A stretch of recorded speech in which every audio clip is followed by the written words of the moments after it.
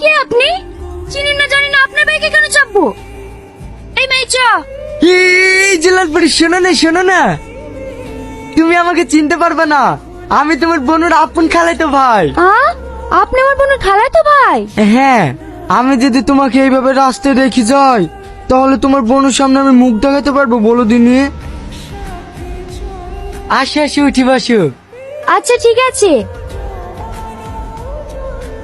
এই মাহি, তুই ভোগে বস।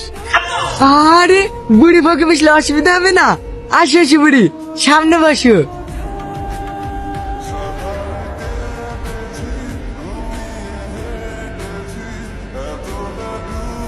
কি হলো, চলে? হ্যাঁ